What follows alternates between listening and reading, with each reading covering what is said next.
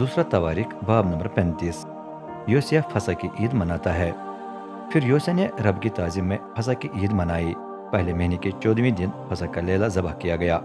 बादशाह ने इमाम को काम पर लगाकर उनकी हौसला अफजाई की कि वो रब के घर में अपनी खिदमत अच्छी तरह अंजाम दें। लावियों को तमाम इसराइलियों को शरीयत की तालीम देने की जिम्मेदारी दी गई थी और साथ साथ उन्हें रब की खिदमत के लिए मखसूस किया गया था। उनसे योसिया ने कहा, मुकद्दस संदूक को उस इमारत में रखें जो इसराइल के बादशाह दाऊद के बेटे सुलेमान ने तामीर किया।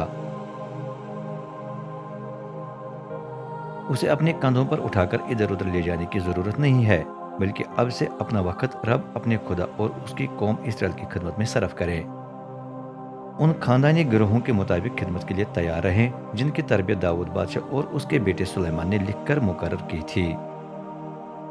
फिर मुकद्दस में उस जगह खड़े हो जाएं जो आपके खानदानी गिरवा के लिए मुकर्रर है, और उन खानदानों की मदद करें जो कुर्बानियां चढ़ाने के लिए आते हैं और जिनकी खिदमत करने की जिम्मेदारी आपको दी गई है। अपने आप को खिदमत के लिए मखसूस करें और फसह के लेले ज़बह करके अपने हम वतनों के लिए इस तरह तैयार करें जिस तरह रब ने मूसा की मारिफत हुक्म दिया था। ईद की खुशी में योसिया ने ईद मनाने वालों को अपनी मिल्कियत में से 30,000 भेड़ बकरियों के बच्चे दिए।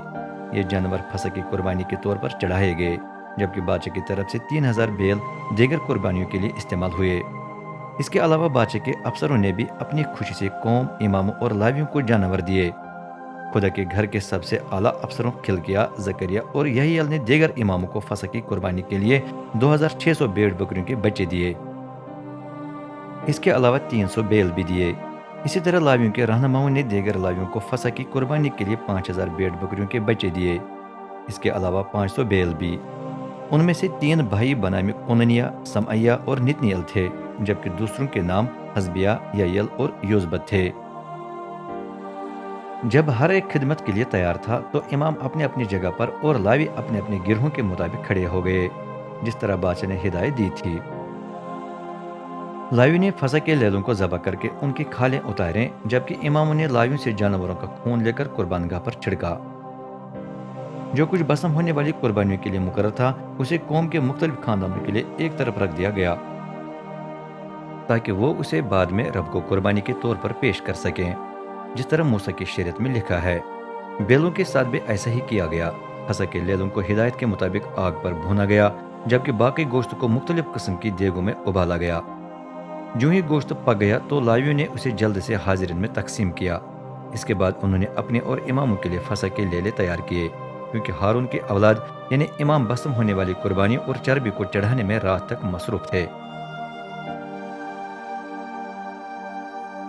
ईद के पूरे दौरान आसिफ के खानदान के गुलकार अपने अपनी जगह पर खड़े रहे, जिस तरह दाऊद, आसिफ, हीमान और बादशाह के गैब बिन यदूतून ने हिदायत दी थी।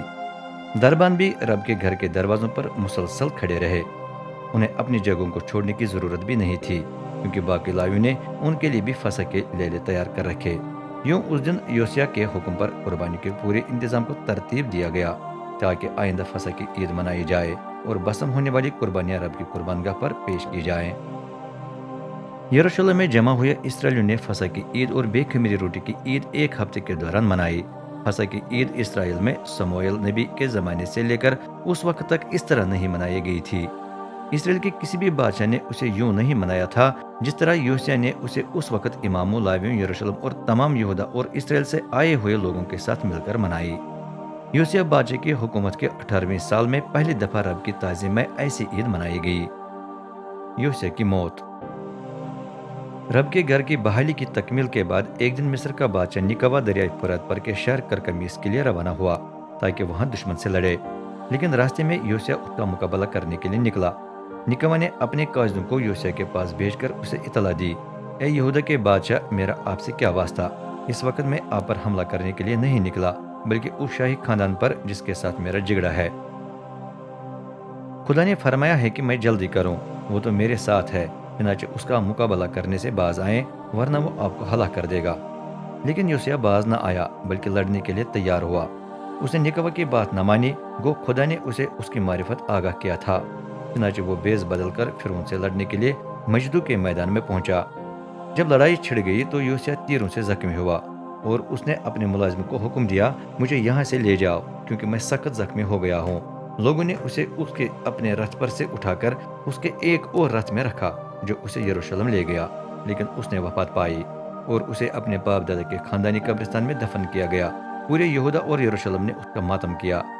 یرمیہ نے یوسیہ کی یاد میں ماتمی گیت لکھے اور آج تک گیت گانے والے مرد خواتین یوسیہ کی یاد میں ماتمی گیت گاتے ہیں۔ یہ پکا دستور بن گیا ہے۔ یہ گیت نوح کی کتاب میں درج ہے۔